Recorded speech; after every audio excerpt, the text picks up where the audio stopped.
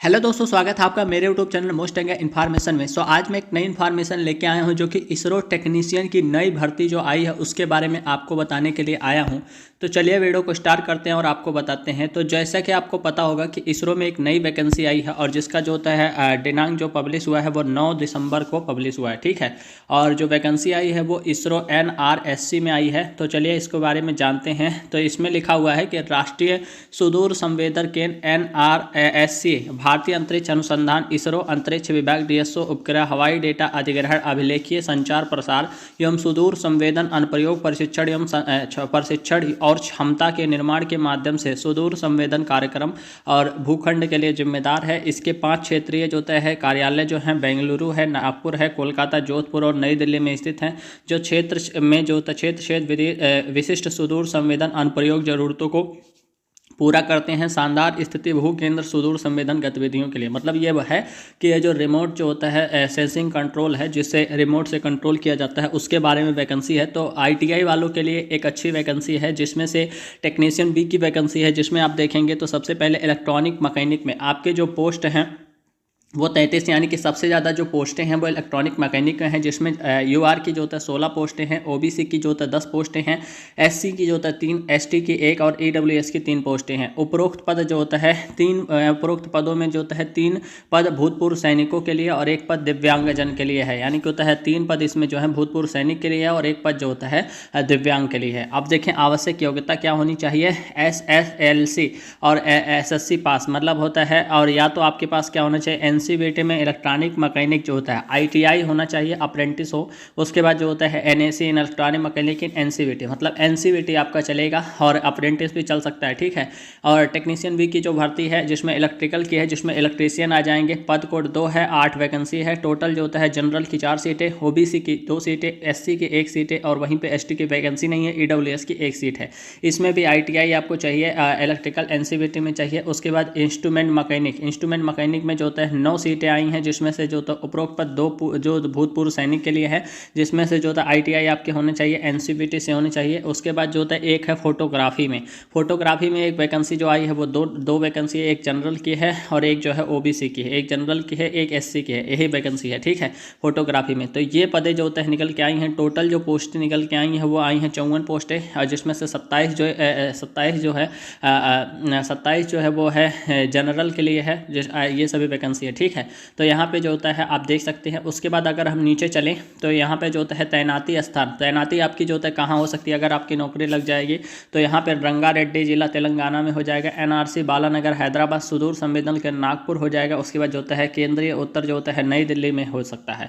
यहाँ पे कहीं भी जो होता है आपको तैनाती दी जा सकती है। उसके बाद अगर हम देखें तो सैलरी इसकी आ चुकी है। तो सैलरी इसमें क्या है, टेक्नीशियन बी की सैलरी जो है 7वें वेतन के अनुसार 21,700 से 69,100 रुपये मिलेंगे। लेवल 3 जो होता है पे मैट्रिक 21,700 हो जाएगा, ठीक है, एज पर हो जाएगा। और जो होता है आपको जो मूल वेतन जो मिलेगा, मतलब आपके हाथ में जो वेतन मिला 31,682 रुपये प्रति माह, मूल वेतन, महंगाई भत्ता ये सभी, और जो होता है यानी कि होता है मकान किराया ये सभी मिलेंगे। आयु सीमा जो है 31/12/2023 आपकी आयु जो होता है 18 से 35 वर्ष हो जानी चाहिए, ठीक है। इसमें जो तो छूट भी मिली है, जिसमें से जो होता है SC ST के अभ्यर्थियों को 5 वर्ष, वहीं पे OBC के अभ्यर्थियों को 3 वर्ष और भूतपूर्व सैनिक बेंचमार्क के लिए जो होता है मेधावी खिलाड़ियों के आदेशानुसार है, ठीक है।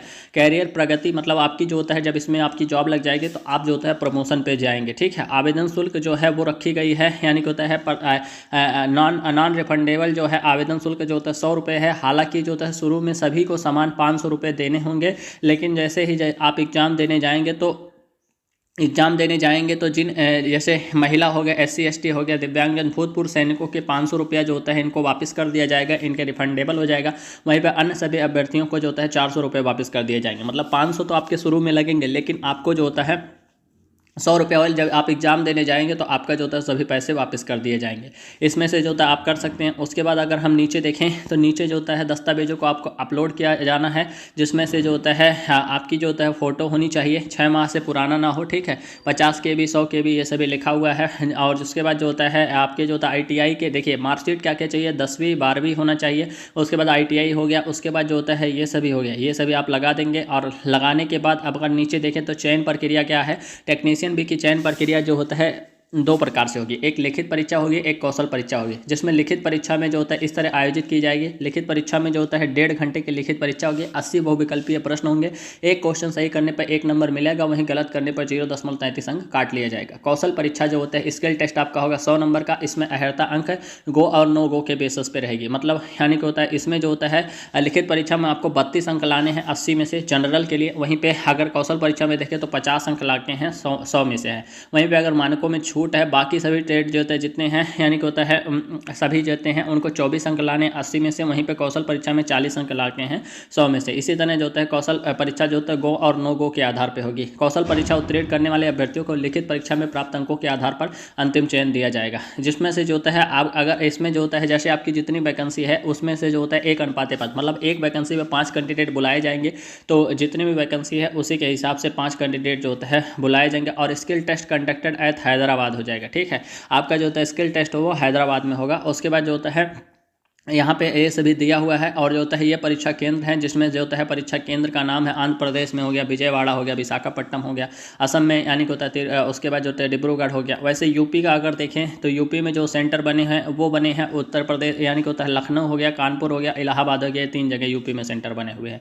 तो ये सभी आप देख सकते हैं। इस बार इसरो की जो वैकेंसी आई है उसमें ऑनलाइन मोड में परीक्षा होगी आपकी। 80 नंबर का पेपर रहेगा, एक क्वेश्चन का 1 नंबर मिलेगा और 0.33 अंक काट लिया जाएगा।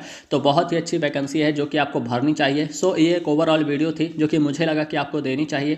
सो अगर आपको इस PDF को चाहिए तो आप मेरे टेलीग्राम चैनल मोस्ट एंगे इन्फॉर्मेशन को ज्वाइन करिए, मैं वहाँ पे उस PDF को दे दूंगा, ठीक है। तो ये एक ओवरऑल वीडियो थी जो कि मुझे लगा कि आपको देनी चाहिए। सो आई होप कि वीडियो आपको अच्छी लगी होगी। अगर वीडियो अच्छी लगे तो वीडियो लाइक करना, शेयर करना, सब्सक्राइब करना। मिलते हैं नेक्स्ट वीडियो में। धन्यवाद, नमस्कार, जय हिंद।